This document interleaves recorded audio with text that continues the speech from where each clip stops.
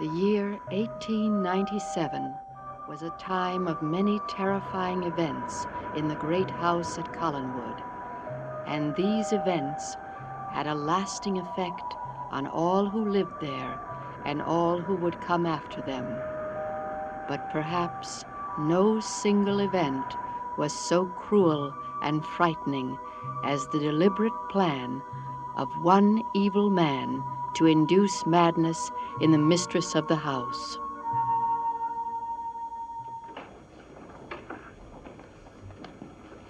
Judith, I'd like to speak to you for a moment. May I sit down? You are the one.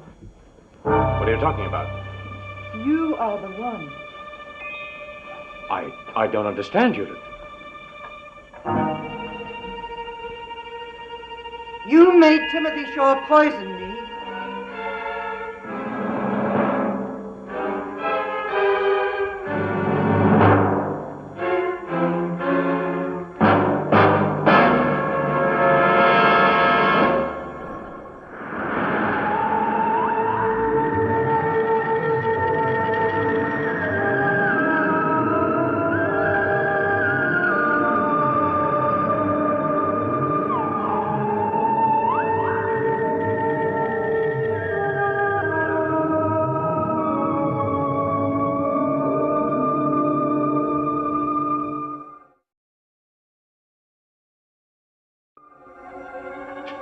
Judith, you don't know what you're doing. I know all about you now, Mr. Hanley.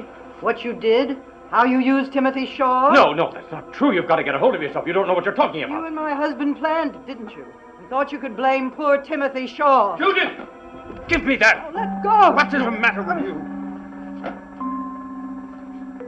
Are you all right? Yes. But you were quite right. She's gone completely mad. She accused me of being responsible for Mrs. Trask's death. I knew I shouldn't have let you come in here alone. Edward, what's happening here? Evan, what are you doing here? You just tried to kill him, that's what's happening. Kill him? That's what I said. Edward, you can't be serious. You went after him with this letter opener. But I wasn't even aware that he was here. Judith, you're not well. I don't know what it is that's happened to you. Can you remember anything since morning? No, I can't. Well, we'd better call a doctor. No, I don't want to see a doctor. Judith, I'm you're all right. behaving so strangely. I'm all right, I tell you. Maybe I need a little rest. All right, That's then. all. I'll take you up to your bed. Remain here, Evan. I want to speak with you.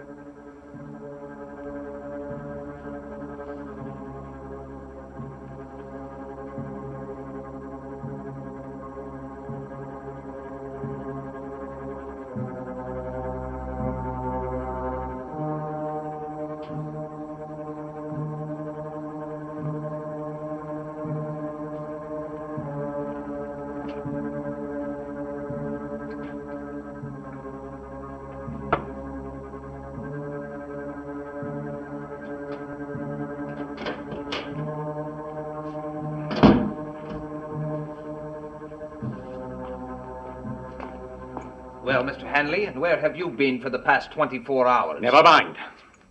We had better decide what to do about your new wife, and decide quickly. What are you talking about?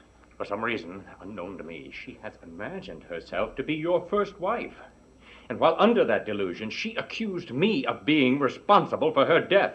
Is this some kind of macabre joke, Mr. Hanley? I assure you, it is not. She was like someone possessed. Your brother has taken her upstairs. She seemed to have recovered for the moment, but if this delusion of hers manifests itself again, you and I could be in very serious trouble, Reverend. Is it really possible that she could have been possessed by the spirit of Minerva? I can believe that. Yes. If Minerva's spirit is restless, shouldn't come as a surprise to either of us. If this spirit is a danger to us, it must be silenced. We are dealing with a ghost, Mr. Trask. A ghost that obviously will not rest until it causes trouble for us. Then we must put it to rest. It is easier said than done. But there must be a way, Mr. Hanley. I want you to find out what it is. What's the matter? Nothing. I'm just thinking about something. What? Fear, Mr. Trask. Fear. What are you getting at?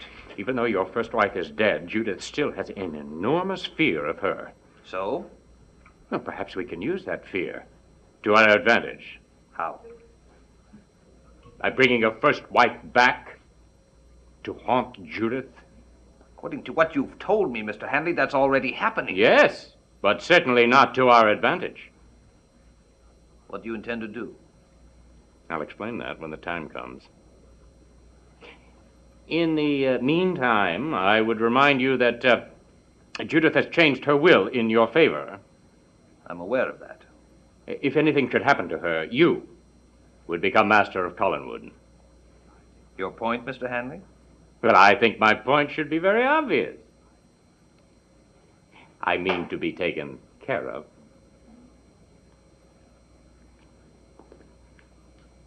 I will guarantee you nothing until I know what it is you're planning to do. Well, you come to my house this evening, and I'll show you.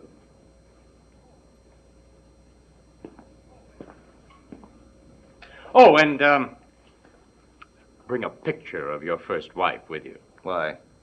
I'll tell you when the time comes. But I will tell you this much now. If my plan succeeds, Judith will never be a problem to you again. And you will be a very rich man, Mr. Trask.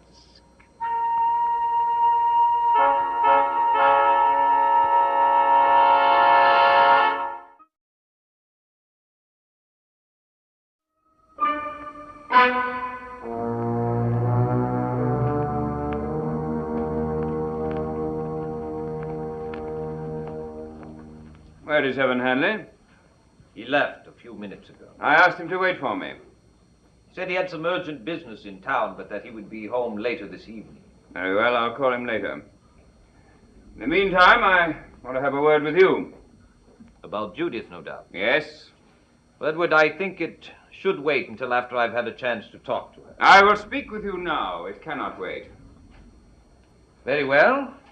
What do you have to say? I may as well come directly to the point. I want you and Judith to have this marriage annulled. Annulled? We may as well not deceive ourselves. We both know that this marriage is a disaster. Judith was never suited for marriage. She never will be. And have you always decided what is best for her and what isn't? I know my sister better than you do. Why do you suppose she's never married till now? I don't know, and I don't care. The fact is, I love her. And I intend to do everything in my power, devote every moment of my time to ensure that she is well and happy. Now, if you will excuse me, Edward.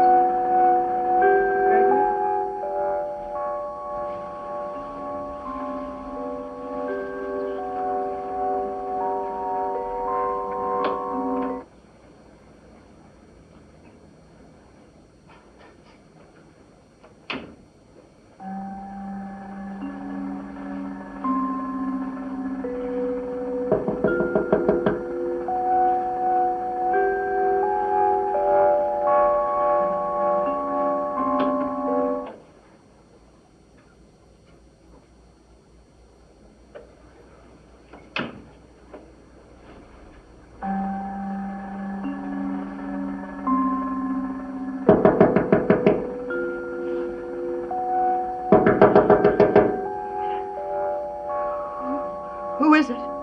It's Gregory, darling. Open the door. Did you knock a moment ago? No, why? Someone did, and when I went to the door, there was no one there. Well, perhaps you just thought you heard knocking. Oh, Gregory, I'm so glad you're home. So am I. Your brother Edward just gave me quite a scare. What do you mean? Hasn't he told you? Told me what? Well, he's apparently very concerned over your state of mind. He has no reason to be.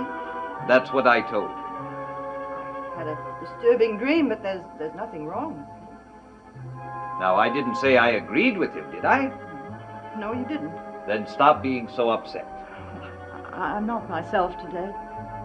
If it has anything to do with me, I wish you'd tell me. It has nothing to do with you, Gregory.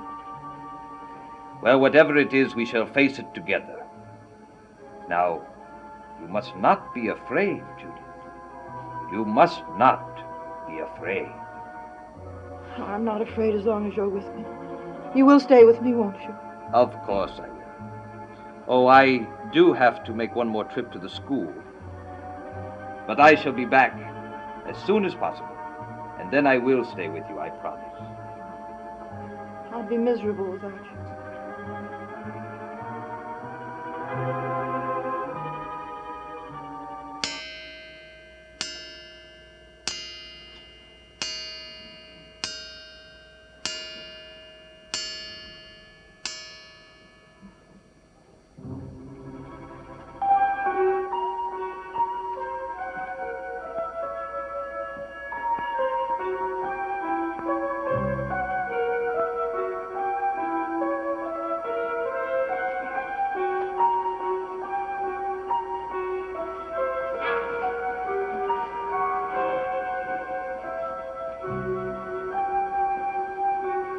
Such a brooding expression.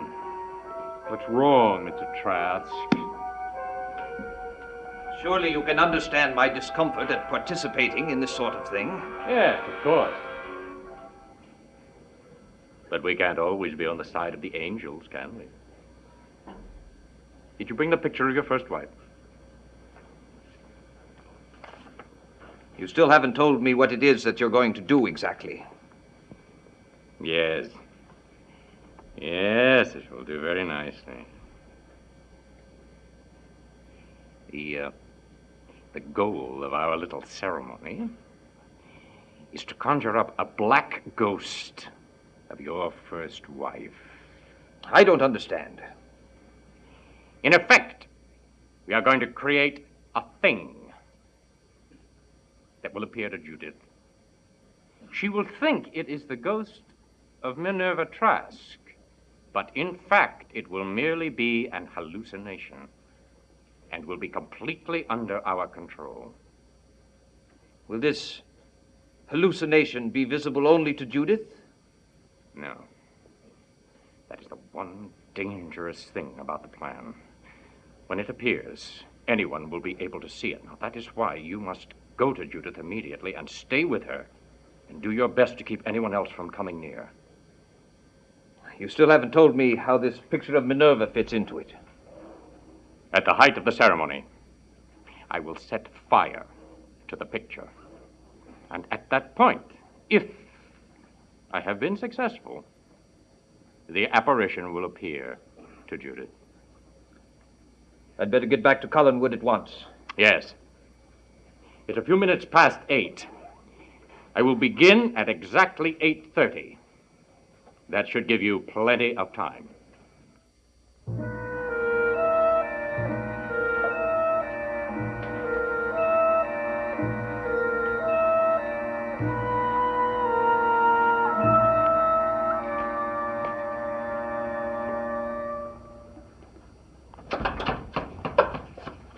How is my wife? I've just come down from her room. I think she's calmed down a bit. I thought she would after the talk I had with her this afternoon. I'll go up and see her. Oh, before you go, would you come into the drawing room for a few minutes? I want to ask you some questions. Edward, I don't want to leave her alone any more than is necessary. Well, this won't take long. Very well.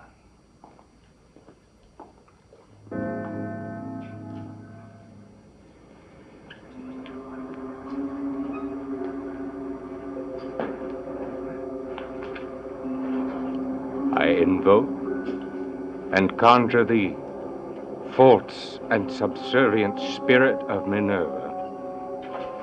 Do thou forthwith appear and show thyself unto Judith Collins, wherever she may be, in a fair and human shape without any deformity or horror.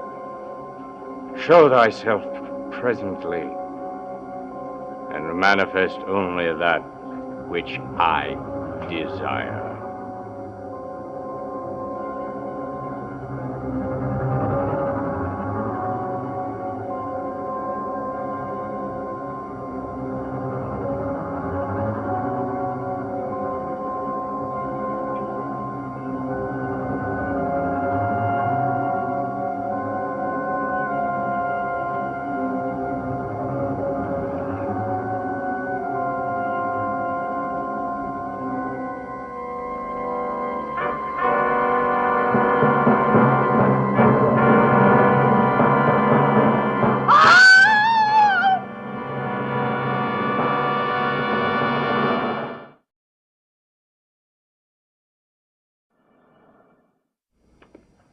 The most curious and disturbing thing about Judith's behavior is what she said to Evan Hanley.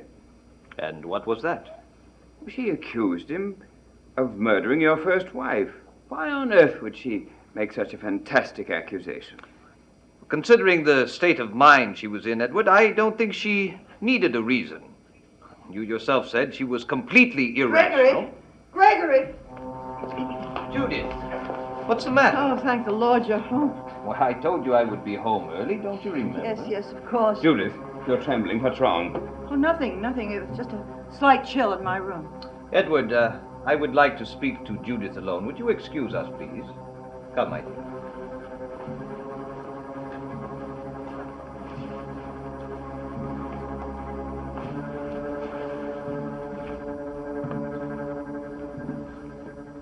Now, Judith, I want you to tell me why you lied to Edward just now. Lied? Yes. He asked you what was wrong, and you said nothing, but that wasn't true. I could see it in your eyes. Gregory, a few moments ago in my room, Go on, my dear. Don't be afraid to speak.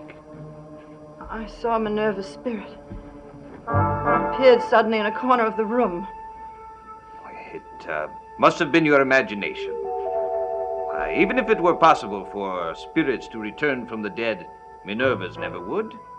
She was a kind and tolerant woman. And I know that wherever she is now, she looks upon our union with the greatest of joy. I suppose she does.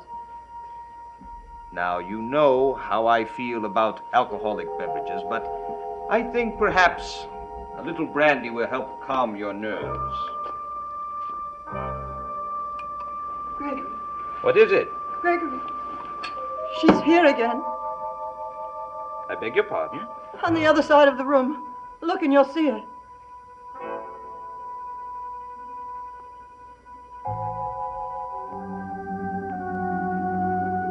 Why, Judith, there is no one in this room but us.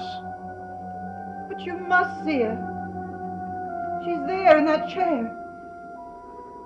Judith, it is all in your mind. No, it can't be. But it is. Now, I want you to look at me. Judith, I want you to recall what I told you this afternoon about being afraid. I remember that. Yes, now let me finish. For some reason, the memory of Minerva is dominating your thoughts when you should be thinking about us and our future together. Now, if you think about that, everything will be all right, I assure you. Now, that's what you want, isn't it? Yes, very much. Good. Now then, turn around and look across the room. Go on. Turn around and tell me what you see.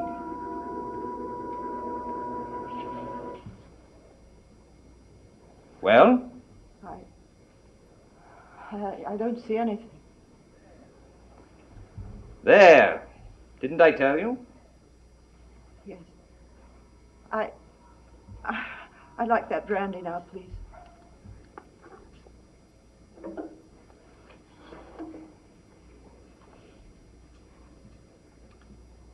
You're still very upset, Judith. I'm all right. I don't see her anymore. Her? Your wife.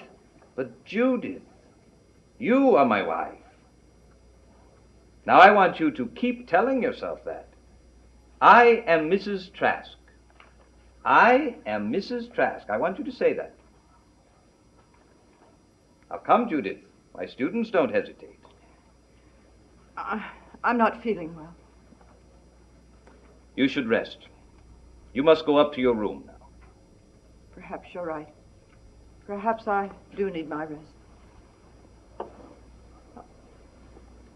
Aren't you coming with me? I have a few things to do down here. Can't you do them later?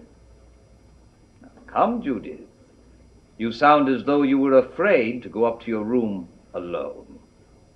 You're not afraid, are you? No. No, of course not.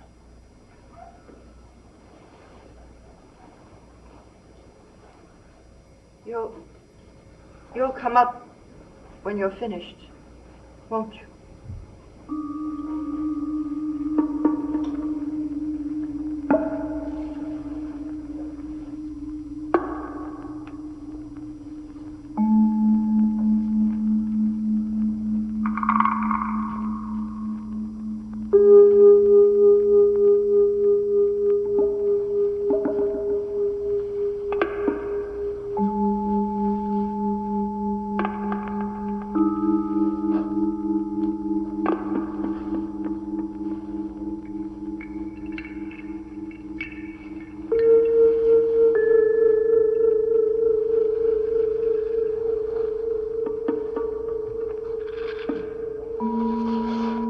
Don't come any closer.